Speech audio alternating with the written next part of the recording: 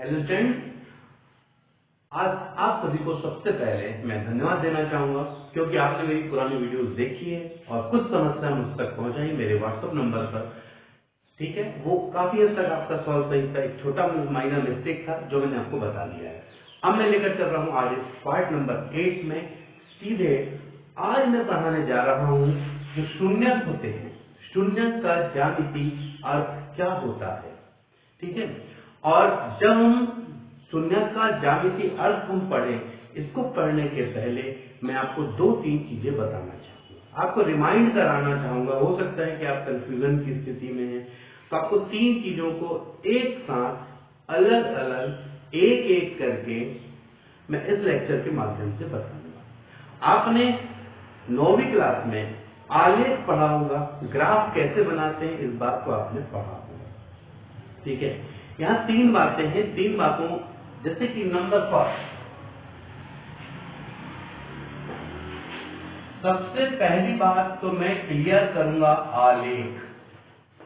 ठीक, ग्राफ कैसे बनाया जाता है, पहली बात। ठीक है, फिर मैं एक एग्जांपल लेके चलूंगा। फिर क्या करूंगा मैं, शून्य हेतु क्या बनाऊंगा मैं, आलेख। ठीक है, और लास्ट में आपको सौंपूंगा एक सारांश। तो मेरा पहला पॉइंट आज ये होगा कि सबसे पहले मैं आलेख की जानकारी दूंगा और दूसरा पॉइंट ये होगा कि शून्यक हेतु आलेख कैसे बनाना है, और तीसरी बात कि फाइनली इस लेक्चर का सारांश क्या रहा। ठीक है बच्चों, तो आज हम स्टार्ट करते हैं हमारे पहले पॉइंट के साथ में। हम सबसे पहले आपको बताएंगे आलेख के बारे में। ठीक है, अब एक आलेख हम आपको बताने जा रहे हैं।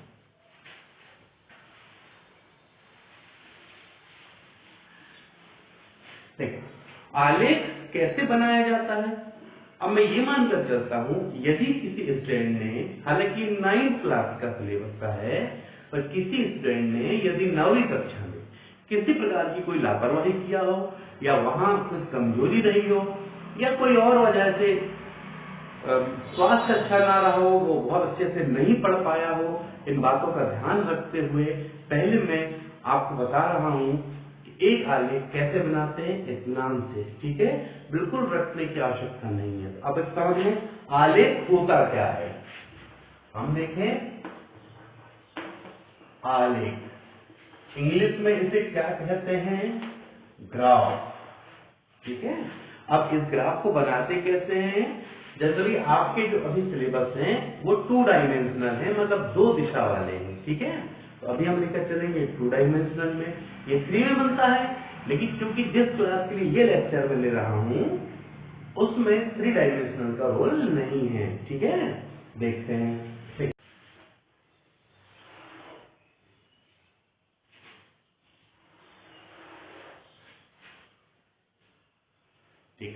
तो देखिए बच्चों, मैंने यहाँ 2 रेखाएं खींची हैं, आप देख रहे हैं, जो एक दूसरे के लंबवत हैं, है ना।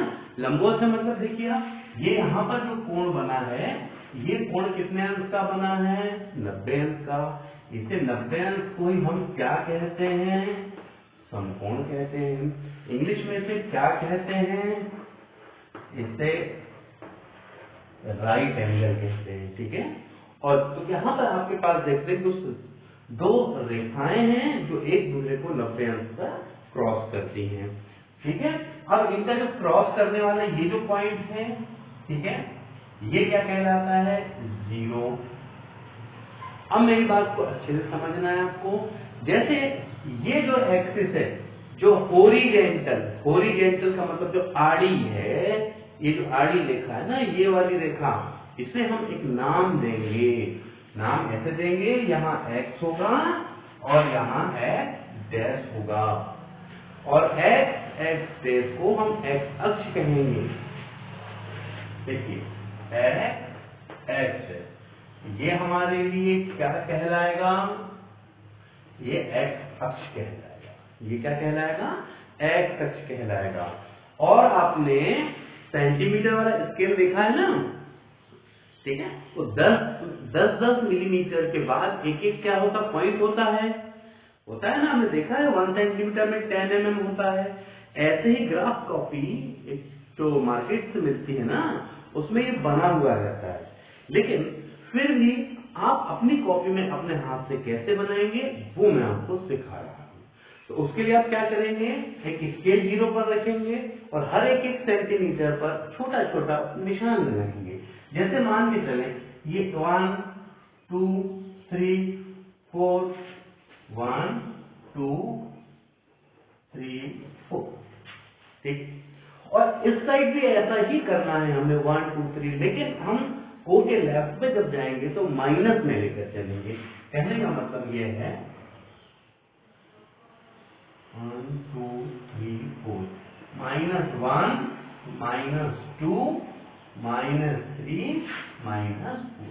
तो इस तरीके से आपने देखा, ये जो x अक्ष होता है इसके सेंटर में 0 होगा और हम बिल्कुल बीच में खड़े हो जाएं और राइट साइड में 1 2 3 पॉजिटिव में होगा और यहाँ 1 2 3 नेगेटिव में होगा। बात क्लियर हो रही है? ठीक है। जैसे ये x अक्ष है वैसे ही बिल्कुल आपको बनाना है y एक्सिस। तो ये हो गया आपका y डैश y डैश। आप इसे क्या कहेंगे? आप इसे कहेंगे y अक्ष। x एक्सिस है, इंग्लिश में इसे जो यूज किया जाएगा वो क्या होगा? एक्सिस, ठीक है। x axis and y axis. यहां तक की बात समझ आई आपको? ये बहुत इजी है, कुछ भी नहीं है। अब बात आती है ये किस काम में आएगा, हम क्यों ये सब कर रहे हैं।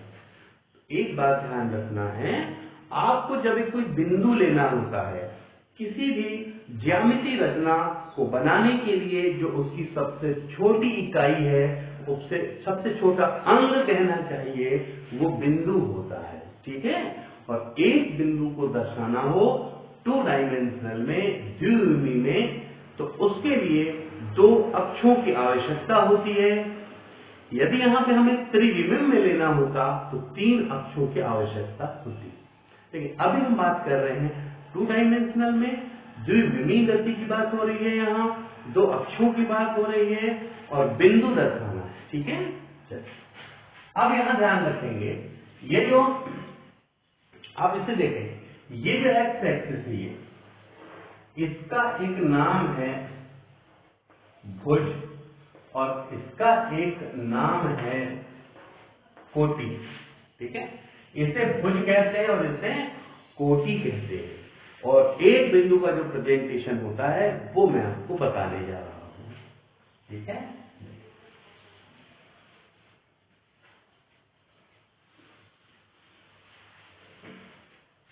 चलिए देखिए, यहां पर जो एक बिंदु होता है, एक आपके पास यदि कोई बिंदु है, ठीक है। अब बिंदु के निर्देशांक, बिंदु के निर्देशांक, अब निर्देशांक 2 भागों से मिलके बना है, एक निर्देश और धन अंक। निर्देश मतलब हम जब देखेंगे तो वो हमें कुछ निर्देशित करेगा, और अंक मतलब वहां कुछ अंक लिखे होंगे, कुछ अंक ऐसे होंगे जो हमें निर्देशित करेंगे, जिसे हम उस बिंदु के निर्देशांक कहते हैं। वो उसकी स्थिति को बताता है। कैसे बताता है? वो स्थिति को बताता है कि इस पूरे ग्राफ में वो बिंदु जो दिया हुआ है वो कहां पर होगा, ठीक है। अब देखते हैं, इसका एक रूल्स है, आपको सबसे पहले इसके लिए आपको स्मॉल ब्रैकेट यूज करना है, छोटा कोष्टक यूज करना है और बीच में कॉमा, ठीक है। और यहां पर होगा भुज और इसके पीछे होगी कोटि, भुज और कोटि। अब आप कंफ्यूज ना हो कि भुज कहने का मतलब है x की वैल्यू है और इसका मतलब ये किसकी वैल्यू है? y की। या हम कह सकते हैं इसी को x y। ये एक बिंदु का निर्देशांक होता है, छोटे कोष्टक में दो मान आपको दिए रहेंगे, तो आप इस बात का ध्यान रखना है कि जो पहला वाला मान होता है वो एक्स एक्सिस में देखना पड़ेगा और पीछे वाला जो मान होता है उसे वाई एक्सिस में देखना पड़ेगा। ठीक है, तो ये तो हुई बेसिक बातें। अब हम आपको कुछ एग्जांपल्स लेके चलते हैं और कैसे आलेख बनाना है ये हम आपको सिखाएंगे। ठीक है, देखिए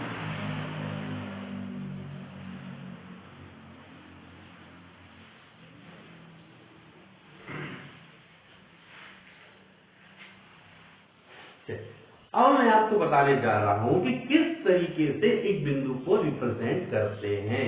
ठीक है, आइए मान लो आपको कोई एग्जाम क्वेश्चन दिया है 2, 3, क्वेश्चन नंबर फर्स्ट 2, 3 दिया हुआ है। आपको ज्यादा नहीं सोचना है, बहुत ही आसान काम है। अब हम देखते हैं कि कैसे सॉल्व करेंगे। ठीक है, अभी 2, 3 है, ज्यादा माइंड नहीं लगाना है आपको, पहले ग्राफ बना लेना है। और अच्छा, एक बात तो हम बताना भूल गए आपको, क्या भाई जैसे x में है 1, 2, 3, 4 हुआ ना और माइनस, ऐसे y में हमने नहीं बताया है आपको। तो ठीक है, तो आप देख लेंगे, पहले y का बता देते हैं आपको। ये देखिए 1, 2, 3, 4 और वैसे नीचे क्या होगा -1, -2, -3, -4। ठीक है ना, चलिए अब हम बिंदु पे लेते हैं। देखिए पहला जो मान है हमने कहा था कि x में लेना है और बाद वाला मान आपको y में लेना है। तो देखिए पहले कितना लिखा है 2 है, किसमें लेना है आपको x एक्सिस में।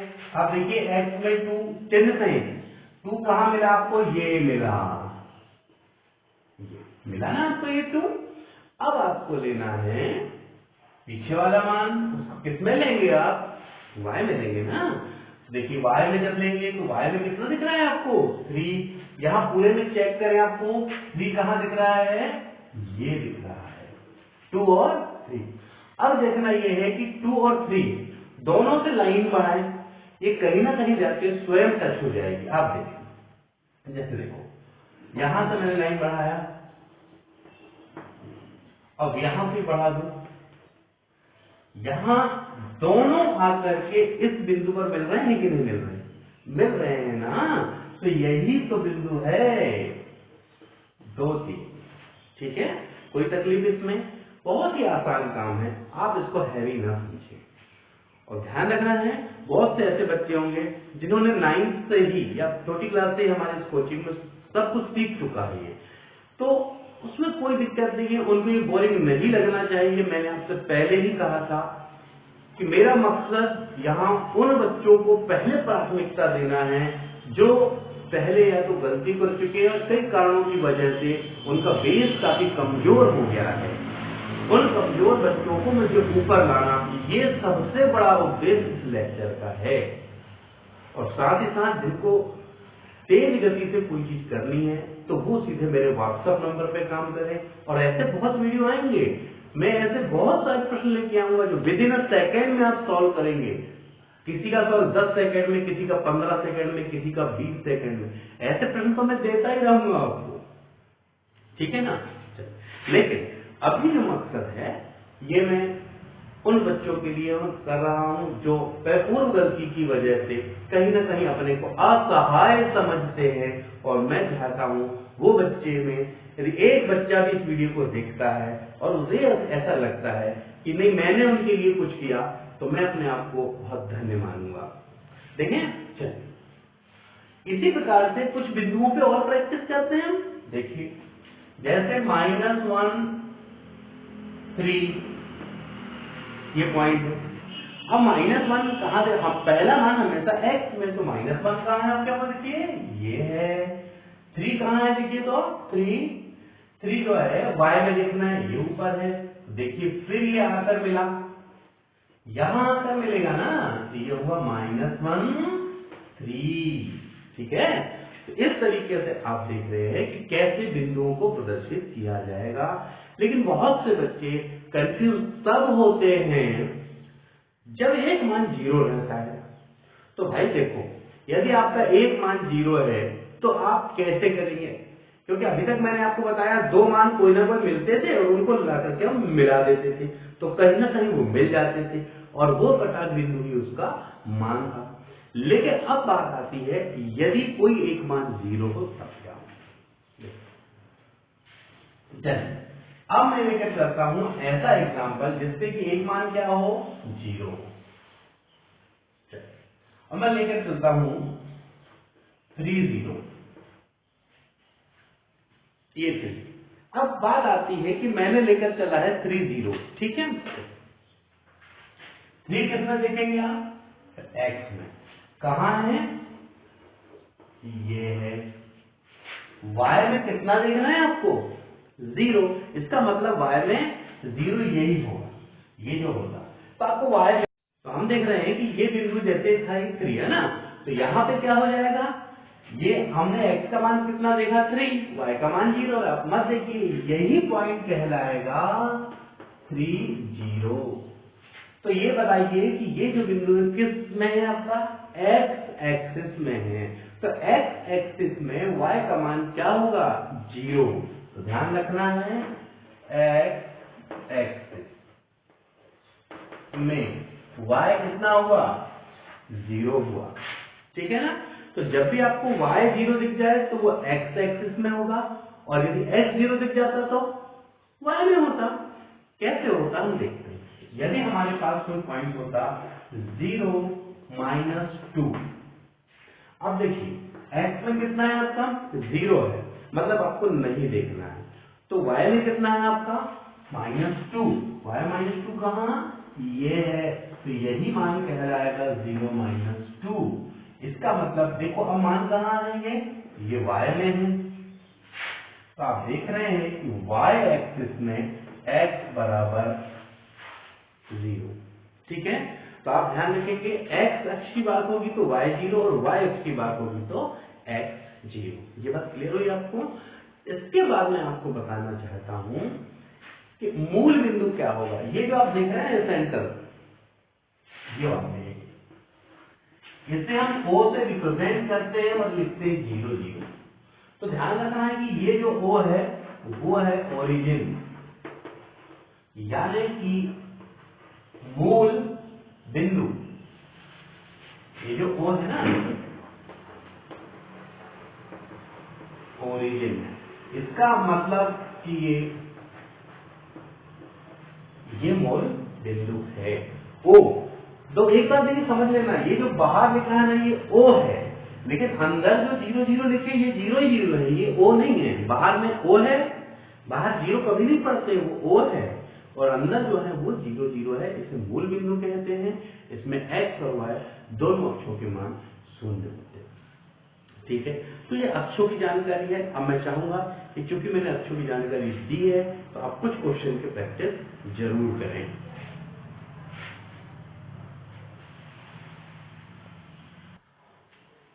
ये देख रहे हैं, ये आपके होमवर्क के लिए कुछ है, ये कुछ बिंदु हैं जिन्हें आपको प्रदर्शित करना है, ठीक है।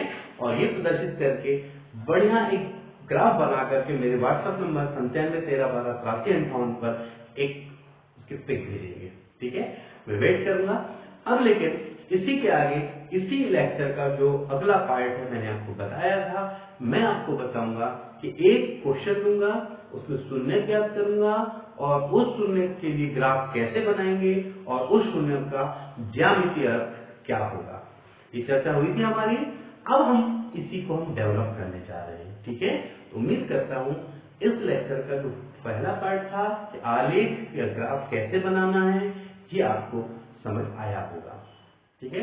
और यदि समझ आया हो तो कमेंट बॉक्स पे जरूर लिखें, ना आया हो तो भी लिखें, ताकि यदि कोई कमी रह गई हो तो मैं उस कमी को पूरी करने का पूरा प्रयास करूंगा। आपके लिए समर्पित, आपको टेंशन लेने की आवश्यकता नहीं है। केवल आपको यदि कुछ करना है तो अपनी समस्याओं को मुझ तक पहुंचाना है, चाहे कमेंट बॉक्स के माध्यम से, चाहे व्हाट्सएप के माध्यम से। देखिए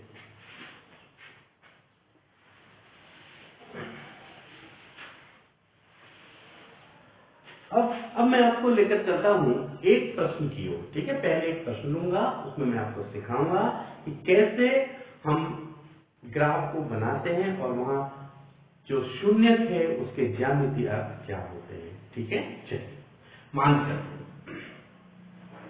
मान लेते हैं Px is equal to x minus 2। ठीक है, अब हमें देख रहे हैं कि Px is equal to x minus 2 है। अब हमें क्या करना है, इस बात को हम समझ लें। अब देखिए, ये जो Px is equal to x minus 2 है, तो हम इसे सॉल्व करने के लिए हम सबसे पहले ये जो Px है हम इसको y मान के चलते हैं। y is equal to Px is equal to x minus 2। ठीक है, अब हम देख लेते हैं यहां पर finally y is equal to हम लिख सकते हैं x माइनस 2। और अब हम बनाएंगे इसका ग्राफ। अब ग्राफ बनाने के लिए आपको बिंदुओं की आवश्यकता होगी। वो बिंदु आपको पहले निकालने होंगे। अब कैसे निकालेंगे, इसकी क्या प्रोसेस होती है, ये मैं आपको अब बता रहा हूं। ठीक है, बहुत आसान काम होता है। आप देखें, इसमें ये जो x होता है, इस x के मान को हम अपनी मर्जी से ठीक रख सकते हैं। अब बात आती है, सर मर्जी से रख सकते हैं तो क्या रखें। तो देखिए, ग्राफ बनाना है आपको, तो सबसे अच्छा तरीका है कि आप उसे स्टार्ट कहां से करें, आप 1 से। ठीक है, आप 0 से भी कर सकते हैं, आप 0 से भी कर सकते हो। 1 माइनस 1, 2 माइनस 2, 3 माइनस 3, 4 माइनस 4, यानी जिसको प्लस में रखते हैं उसको माइनस में रखते हैं। लेकिन क्वेश्चन ही आता है, सर हम x का मान, ठीक है आप जो कह रहे हैं कि अब 0 रखें, फिर 1 रखें, माइनस 1, 2 माइनस 2, 3 माइनस 3, ऐसा करते जाएंगे। आखिर कब तक आपको एक ग्राफ बनाना हो, और खासकर यदि आपका प्रश्न एक घात वाला हो, तो ऐसी स्थिति में आपके 2 मान भी सफिशिएंट होते हैं। ठीक है, तो चूंकि एक घात वाला है हम 2 मान निकालेंगे, लेकिन 2 घात वाला यदि होता तो कम से कम, ज्यादा नहीं तो 7 मान आपको निकालना पड़ता। ठीक है, लेकिन हम यहां बात कर रहे हैं एक घात वाले की। तो आप देखिए करना क्या पड़ेगा, यहां मानना पड़ेगा आपको, माना कि x बराबर क्या, आप 0 ले लीजिए। जब आप यहां 0 लेंगे तो आप देखते हैं क्या लिखेंगे, y इज इक्वल टू, जब यहां 0 लेंगे 0 माइनस 2, तो y की वैल्यू आ गई माइनस 2। ठीक है, तो जब आपने 0 रखा तो मान कितना आ गया, माइनस 2। ठीक है, और एक मान कम से कम और लेके चलते हैं, तो चलिए हम लेके चलते हैं। चलिए, एवं x इज इक्वल टू, आप क्या रख लें, 1 रख लें, और जब 1 रखेंगे तो y इज इक्वल टू क्या होगा, y is equal to 1 minus 2, तो y इज इक्वल टू आया माइनस 1। तो जब आपने 1 रखा तो कितना आया, माइनस 1 आया ना। अब हम क्या करेंगे, यहां पर एक ब्लॉक तैयार करेंगे।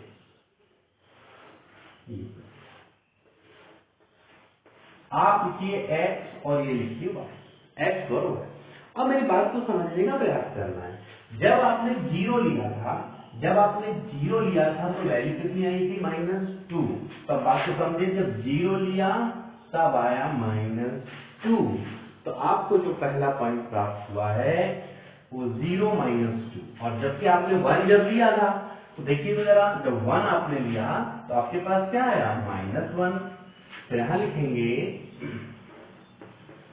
Px is equal to minus 2 से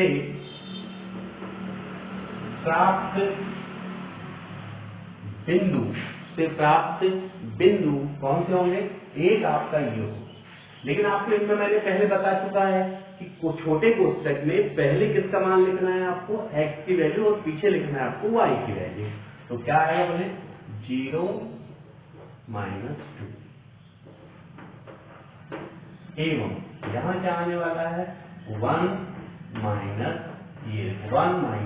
1। तो कितने बिंदु प्राप्त हो गए अपने को, 2 बिंदु प्राप्त हो गए। ठीक है, तो इस तरीके से हमने बिंदु प्राप्त किया है, और हमने जो आपको इस लेक्चर के फर्स्ट पार्ट में एक आलेख सिखाया था, वही आलेख हम फिर से बनाने जा रहे हैं और उसमें हम इन दोनों बिंदुओं को प्रदर्शित करेंगे और दोनों बिंदुओं को हम मिला देंगे और मिलाने से जो आकृति प्राप्त होगी वो कहलाएगा हमारे दिए गए फलन का ग्राफ यानी आलेख।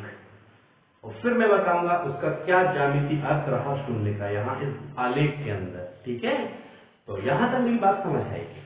आपको रटने की कोई आवश्यकता नहीं है। आपको यहाँ x का जो मान है अपनी मर्जी से शून्य रख दें, 1, -1, 2, -2, 3, -3, 4, -1 कुछ भी रखते हैं। एक घात का यदि आपके पास आलेख है तो आप 2 मान कम से कम लेकर चलें। और ऐसा कोई जरूरी नहीं है कि आपको मैंने बोला कि 0, 1, 3 भूल गए यार -1 तक, आपको टेंशन नहीं, 1, 2, 3, 4 भी रखोगे तो चलेगा, कोई जरूरी नहीं है माइनस रखना। लेकिन इतना ध्यान रखना, लेकिन एक बात का विशेष ध्यान रखना, आलेख सही बने उसका मूल मंत्र ये है कि आप कुछ भी मान रखो, लेकिन जब वो पूरा कैलकुलेशन हो करके जब y का मान प्राप्त होता है वो दशमलव में भी प्राप्त हो तो भी चलेगा, लेकिन दशमलव के बाद अगर एक से ज्यादा अंक हैं, एक से ज्यादा अंक, जैसे कि आया मान लो 3.585 गलत, हाँ 3.5 आएगा एक्यूरेट आप ले सकते हैं, 3.6 आएगा ले सकते हैं, लेकिन दशमलव के बाद 2 या 2 से अधिक स्थान तक उसका आंसर आता है तो ऐसे मान को आप छोड़ देंगे, ऐसे x के मान को आप लेंगे ही जिससे y का ऐसा मान प्राप्त होता है। ठीक है, ये सावधानी बरतना है। अब मैं बता रहा हूं आपको यह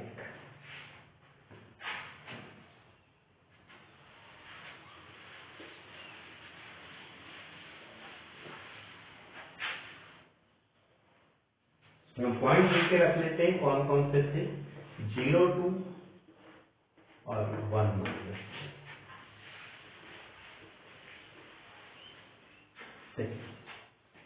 अब हम आलेख को थोड़ा सा तेज बनाते हैं फटाफट।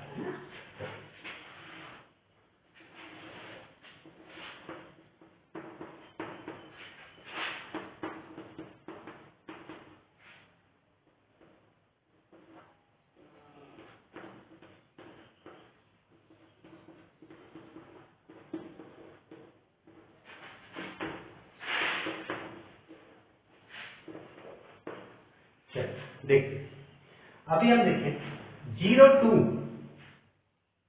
x में 0, x में 0 नहीं देखना है, y में 2, y में 2, y में 2 क्या होगा ये पॉइंट।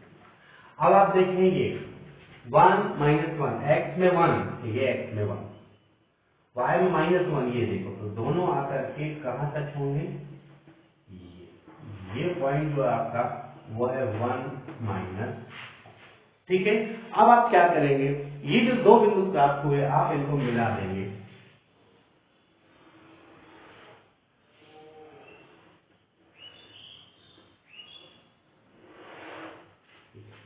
इस तरह से आप मिला देंगे और आप देख रहे हैं कि ये जो ग्राफ प्राप्त हुआ है वो किसका प्राप्त हुआ है। आप यहां लिख सकते हैं कि px = x, मतलब इस बहुपद के लिए ग्राफ प्राप्त हुआ है, ये आपने लिखा, ठीक है। अब ये ग्राफ भी मैंने बना लिया।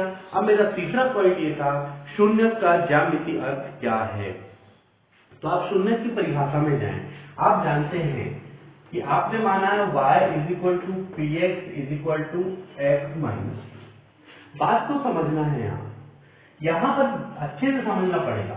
x का ऐसा कौन सा मान है जो इस y को क्या बना दे, 0 बना दे, वही तो शून्य होगा ना।